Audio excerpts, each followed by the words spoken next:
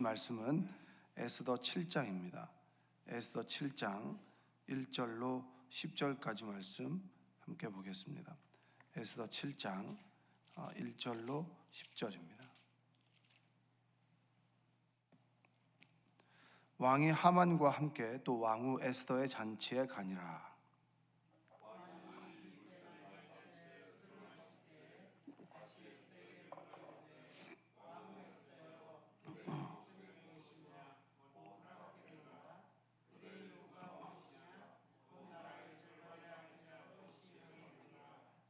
왕후 에스더가 대답하여 이르되, 왕이여, 내가 만일 왕의 목전에서 은혜를 입었으며 왕이 좋게 여기시면 내 소청대로 내 생명을 내게 주시고 내 요구대로 내 민족을 내게 주소서.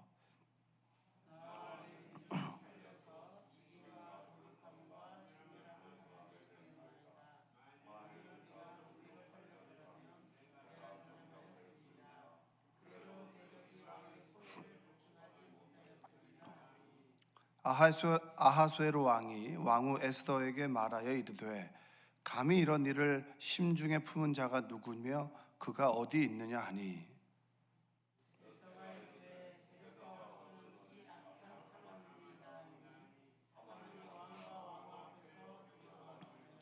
왕이 노하여 일어나서 잔치자리를 떠나 왕궁 후원으로 들어가니라.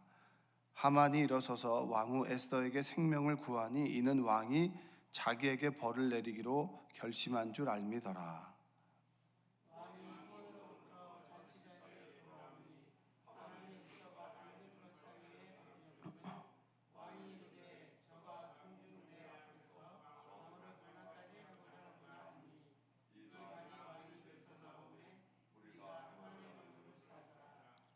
왕을 모신 내시 중에 하르보나가 왕에게 아뢰되, 왕을 위하여 충성된 말로 고발한 모르드게를 달고자 하여 하만이 높이가 50규빗 되는 나무를 준비하였는데 이제 그 나무가 하만의 집에 섰나이다.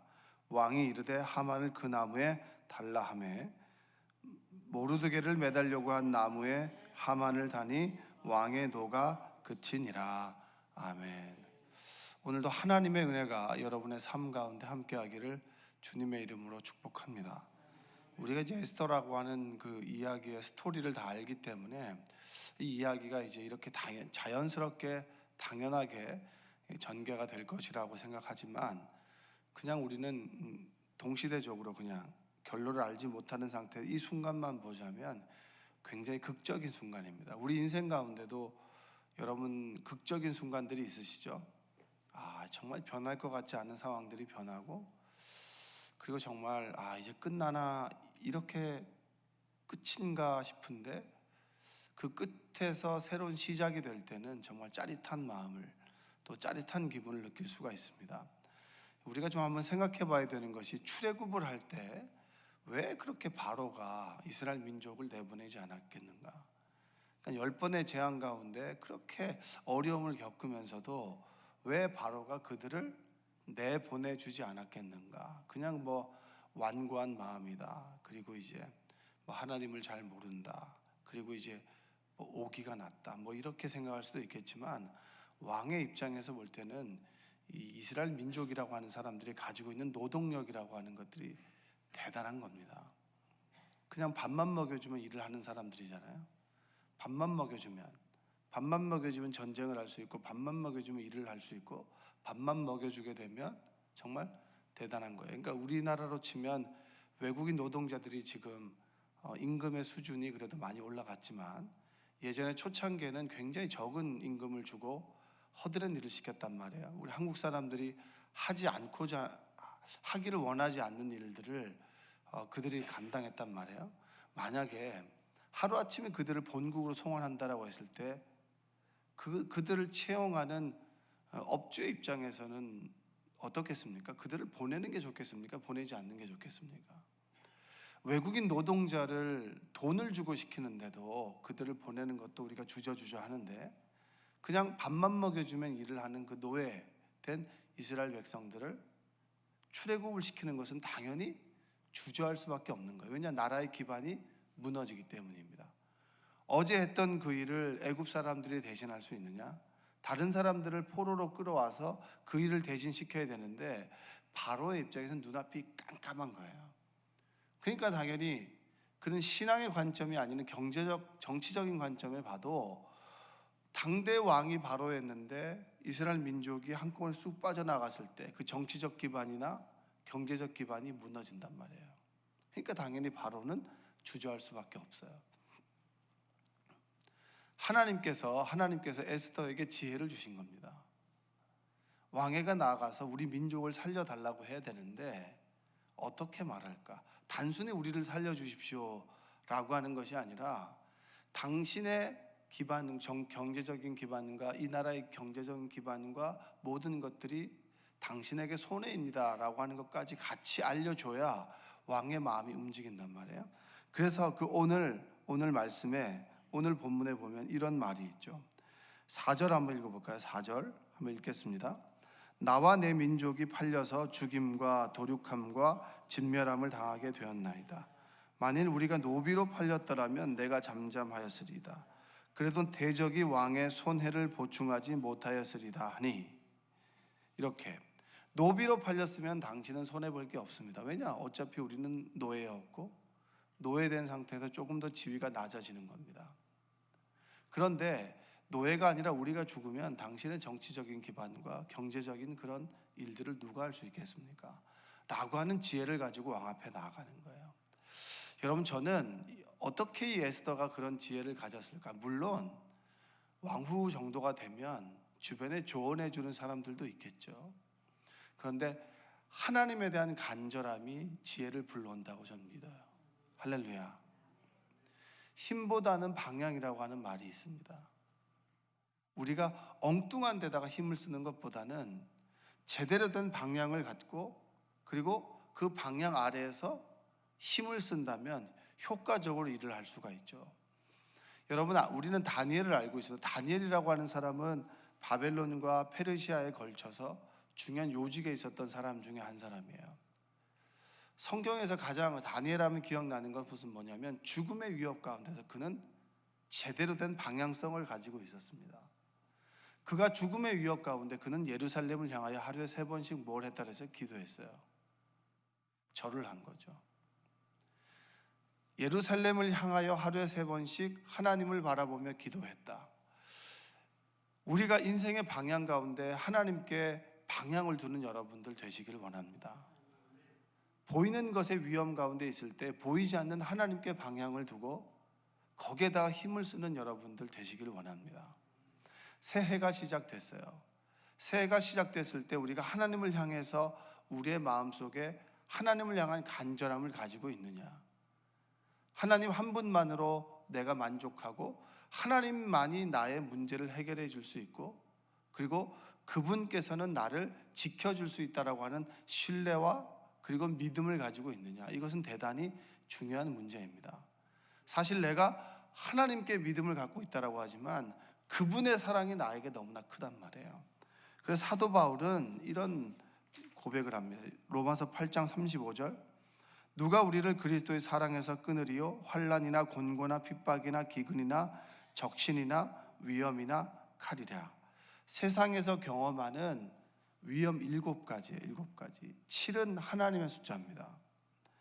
완전수인 7을 사용해서 이 세상의 어떤 것도 그리스도의 사랑에서 나를 끊을 수가 없다. 여러분, 내가 하나님을 향한다라고 하지만 하나님께서 먼저 나를 향하셨습니다. 할렐루야. 그게 얼마나 감사한 줄 아십니까? 여러분, 가장은 그냥 가정을 갖지 않은 사람과 가장은 다르죠. 왜냐하면 가족을 부양해야 된다라고 하는 책임과 의무가 있습니다. 그래서 하다 말다를 제정신이 아닌 이상에는 그 일을 하죠. 힘들어도. 왜냐하면 가족을 부양해야 되기 때문에. 하나님께서 우리를 만드셨어요. 이 세상에서 고난과 역경 가운데 있습니다. 하나님께서 우리를 포기하지 않으세요. 여러분, 그 믿음이 여러분에게 있기를 원합니다. 내가 어떤 상황과 어려움 가운데 있다 할지라도 하나님께서는 절대 나를 포기하지 않는다. 그 어떠한 것도 하나님의 사랑에서 나를 끊을 수 없다는 얘기는 하나님의 사랑이 너무나 커서 그 어떤 어려움 속에서도 하나님의 사랑은 그들을 충분히 뛰어넘고 그리고 포괄할 만큼 그 하나님의 사랑이 크다라고 하는 거예요. 여러분들이 그 사랑을 하나씩 조금씩 경험해 보길 원합니다. 어제보다 오늘이, 오늘보다 내일이. 수많은 사람들이 어떤 것을 수많은 신념을 가지고 살아가지만 우리는 하나님을 믿죠. 그런데 정말 말도 안 되는 것은 뭐냐면 믿지 않는, 보이지 않는 하나님이 점점 더 보이기 시작한다는 거예요. 보이지 않는 하나님이 내 삶 속에서 보이는 것으로 자꾸 나타난다는 거예요. 하나씩 하나씩 나타나게 될 때 그 하나님을 믿고 내가 흔들리지 않는 그런 굳건함을 가지고 하나님을 믿고 신뢰할 때 하나님의 사랑은 점점 더 크게 우리 삶 가운데 나타나게 됩니다. 여러분, 우리가 가져야 될 것은 뭐냐면 어떤 상황 속에서도 하나님을 신뢰하는 그 믿음이 흔들리지 않아야 돼요. 제대로 된 방향을 가지고 힘을 써서 날아가게 될 때 하나님께서는 우리를 기뻐하시고, 그리고 우리가 바른 방향을 가지고 간절함을 가지고 하나님께 나아가게 될 때 하나님 우리 삶 속에 응답하신다. 제가 이제 아직까지 기억나는 건 뭐냐면 첫째 아이를 낳을 때 굉장히 저희는 쉽게 낳을 수 있을 거라고 생각했습니다. 그래서 1년 정도 있다가 아이를 가져야지라고 계획을 세웠죠. 그래서 당연하게 이제 1년이 지난 시점부터 이제 아이를 갖기 위해서 노력을 했는데 그게 잘 안 됐어요. 저는 이제 사실은 아이를 못 갖는 사람의 입장에서는 말할 수 있는 개월수는 아닌데 거의 한 7, 8개월 정도를 사실은 아이가 쉽게 생기지 않았습니다. 그랬을 때 굉장히 사람에게 낮아지더라고요. 굉장히 낮아져요. 그때 제가 한참 이제 지식적으로 다 대학원을 졸업하고 그리고 이게 이성으로 충만할 때였는데 그때 새벽에 계속 기도를 했죠. 기도를 했는데 어떻게 해요? 목회자가 돼가지고 그냥 자기 자식을 위해서 그냥 그렇게 기도하는 게 옳은 거냐? 그래도 어려움 당하는 사람들, 헐벗은 사람들을 위해서 기도하는 것이 맞다라고 이제 생각만 한 거예요. 근데 새벽에 기도했는데 고상하게 기도한 거죠. 그냥 고상한 언어로 기도했는데 한 3개월이 지나니까 기도 내용이 바뀌더라고요. 아들을 주세요. 아들을 주세요. 이렇게 아주 기복적으로. 하나님 앞에서는, 아버지 앞에서는 내가 미사여구나, 자존심이나 이런 것들이 다 필요 없는 거구나. 그냥 내가 원하는 간절함을 가지고 하나님께 구하는 것이 옳겠구나. 그리고 3개월이 지난 시점부터는 진짜 새벽마다 그 차가운 그 마룻바닥에서 하나님 아들을 주세요. 아들을 주세요. 그냥 아들이라고 하는 것이 아들과 딸을 구별한 것이 아니라 그냥 하나님 아들을 주세요. 아들을 주세요. 자녀를 주세요 하는 것보다 아들이 더 입에 붙었나 봐요. 그래서 아들을 주세요. 아들을 주세요. 아들을 주세요. 이렇게 간절하게 기도했던 기억이 있습니다. 그때 제가 굉장히 많은 것을 깨달았어요. 하나님 앞에서 내가 모든 거 다 내려놓고 그냥 간절하게 원하는 것을 구해야 되겠다. 여러분들, 하나님 앞에서 고상한 거 다 내려놓고요, 여러분이 심중에 가장 원하는 것을 구하십시오. 에스더가 왕 앞에 나아갔을 때 느헤미야가 나아갔던 것처럼 수심이 가득한 얼굴로 왕 앞에 나아갔습니다. 그 수심이 오히려 독이 될 수 있지만 하나님께서는 그 수심을 득으로 바꾸어서 내 이 나라가, 내 민족이 헐벗은 가운데 무너져 있습니다. 내가 무엇을 해야 됩니다 라고 했을 때 왕이 느헤미야를 바라보는 마음을 바꿔주셨어요. 에스더가 간절함을 가지고 왕 앞에 나아가서 왕 앞에 간절한 마음을 내어놓을 때 하나님께서 왕의 마음을 바꾸어 주셨어요. 아주 사랑스러운 마음, 네가 무슨 말을 해도 내가 너의 소청을 들어주겠다라는 마음으로 바꾸셨단 말이에요. 우리의 간절함이 대단하게 하나님께서 우리를 바꿔주는 게 아니라, 우리 인생을 바꿔주는 게 아니라 하나님의 사랑이 너무나 큰데 그 사랑 앞에서 우리가 간절한 마음으로 아버지께 구할 때 하나님의 사랑이 우리 가운데 역사하게 되는 줄로 믿습니다. 우리는 여러분 무엇든지 구해야 될 것들은 한 가지 이상은 있습니다. 그것을 구할 때 간절함으로 하나님이 아니면 안 됩니다라는 간절함으로 구할 수 있는 여러분들 되시기 원합니다. 해도 그만 안 해도 그만이 아니에요. 여러분의 자녀의 인생의 문제를 놓고 기도합니다. 계속 기도해 왔죠. 여러분 30년을 한결같이 기도한다면 여러분 하나님께서는 분명히 들어주실 거예요. 우리 생에 그 기도가 들어지지 않는다고 하면 우리가 죽음 이후에라도 하나님께서 들어주는 걸 저는 봤습니다. 어떤 성도님이 눈을 감을 때까지 간절한 그 기도, 자녀에 대한 기도가 응답되지 못했어요. 근데 죽음 이후에 자녀가 바뀌는 걸 제가 봤습니다. 아, 그렇구나. 우리의 삶은, 우리의 호흡은 끝난다 할지라도 우리가 하나님께 부르짖는 그 기도는 끝나지 않는구나. 하나님께서 기억하시고 응답해 주시는구나. 여러분들이 그 하나님에 대한 신뢰를 가지고 간절함을 가지고 부르짖는 여러분들 되시기 원합니다. 우리가 간절히 눈을 감는 날까지 부르짖는 것 중에 하나가 뭐겠어요? 자녀를 위한 기도 아니겠습니까? 하나님께서 이 자녀를 하나님의 장중에 붙들어 주시고 정말로 믿음의 전수가 이루어질 수 있도록 도와주시고 내가 만났던 하나님이 이 아이에게도 임하길 원합니다. 그 하나님을 붙잡고 내가 평생을 살아왔던 것처럼 하나님, 나의 자녀들도 하나님을 붙잡고 살아가고 그 자녀들이 하나님을 믿고 의지하는 그러한 삶이 되길 원합니다라고 기도하지 않습니까? 그래서 성도님들을 만나면 가장 안타까운 것 중에 하나는 내 자녀가 믿지 않는 것이고요, 가장 기쁜 것 중에 하나는 뭐냐면 내 자녀가 하나님을 잘 믿고 있다라고 하는 거예요. 우리가 믿고 의지해야 될 대상은 하나님인 줄로 믿습니다. 그 하나님께서는 우리의 삶을 늘 지켜보시고 내 삶에 굉장히 관심을 가지고 계세요. 그 삶 속에서 우리가 하나님께 구해야 될 것은 간절함을 가지고 하나님께 나아가는 거예요. 내가 죽으면 죽으리라. 내가 죽어도 하나님 안에서 죽고 하나님 안에서 죽으면 내가 분명히 부활의 소망이 있을 것이다. 그 소망을 가지고 여러분 살아가시기를 주님의 이름으로 축복합니다.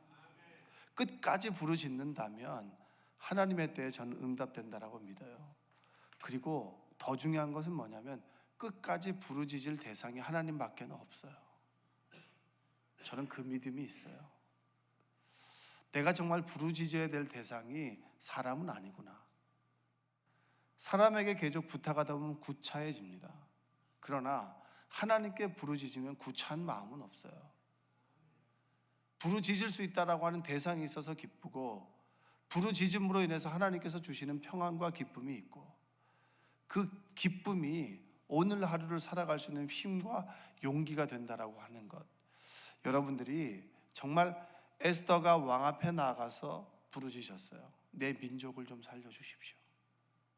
노비로라도 팔리게 되면 저는 참겠지만 하루아침에 한날에 모든 사람들이 죽게 되는 이 시점에서 왕이 당신이 내 생명을 살려주십시오. 하만이 들었다면 에스더도 유대인인가? 라고 하는 생각을 하지 않았을까요? 아차, 뭔가가 잘못됐다. 그리고 에스더 앞에서 목숨을 구걸하는데 그것이 그 순간에 왕이 그 장면을 보게 되고 하만이 왕비를 겁탈하게 되는가라고 하는 그 오해를 갖게 되면서 하만이 죽음에 이르게 되는 거예요. 유대인을 달려고 했던 그 장대에서 본인이 달리게 되는 거죠. 죽음의 뱀이, 여러분 광야에서 그들이 늘 불평할 때 하나님께서 불뱀을 보냈습니다. 광야에서는 수많은 불뱀이 있었는데 그들이 지날 때마다 불뱀은 멀리 있었는데 하나님께서 그 순간에 불뱀을 보냈어요. 뱀이 그를 죽이는데 결국은 놋뱀을 바라볼 때 살았단 말이에요. 뱀에 의해서 죽임을 당하는데 뱀을 보니까 살았단 말이에요. 장대가 죽음의 상징이었는데 하나님께서 그 장대 죽음을 생명으로 바꿔서 그 높은 장대를 바라볼 때 하만이 죽는 죽음 앞에서 그는 구원을 얻었단 말이에요. 여러분, 우리가 경험하는 위험이 우리가 지금 우리 눈에는 위험이 될 수 있지만 하나님께서 우리 인생에서 역사하셔서 우리 인생을 터치하신다면 그 죽음이 생명으로 바뀌는 역사가 우리 인생 가운데 나타나게 됩니다. 그래서 저는 가장 좋아하는 말이 우리 인생을 역전하시는 하나님. 할렐루야. 지금이 정말 내 삶의 끝이라고 여기지만 그 끝에서 새로운 시작을 만들어 가시는 하나님. 그래서 저는 항상 그래요. 탁구할 때도 끝날 때까지 끝나는 게 아니라고. 근데 그렇게 끝났어요. 수고하셨다고 이렇게. 여러분, 그 끝이 우리가 원하는 끝이 되지 않을 수 있습니다. 끝날 때까지는 끝나는 게 절대 아니에요.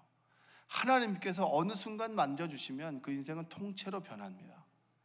그 하나님을 믿고 여러분 포기하지 마시고 끝까지 여러분 간절함을 가지고 하나님을 향해 부르짖는 여러분들 되시기 바랍니다. 하나님을 향해서 부르짖기로 결단했다면 하나님만 바라보세요. 다른 거 바라보지 마시고요.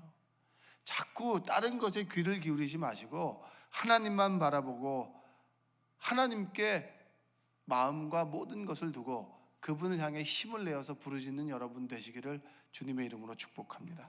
기도하겠습니다. 사랑과 은혜가 풍성하신 아버지 하나님 감사합니다. 그 끝에 죽음이 아니라 생명이 있음을 믿습니다. 하나님 안에 소망과 기쁨을 가지고 살아가길 원합니다. 주여 도와주시고 인도하여 주시옵소서. 믿고 의지하고 그리고 부여잡고 살아갈 리 하나님밖에 없습니다. 하나님께 소망을 두고 하나님의 사랑이 우리를 구원하셨듯이 오늘 나의 걱정과 근심에서 우리를 구원하여 주시옵소서. 우리의 자녀의 문제를, 건강의 문제를, 그리고 경제적인 문제를, 관계 문제를, 말하지 못할 고통의 문제를 하나님께 내어놓사오니 하나님께서 그것으로부터 우리를 구원하여 주시옵소서. 예수님의 이름으로 기도합니다. 아멘.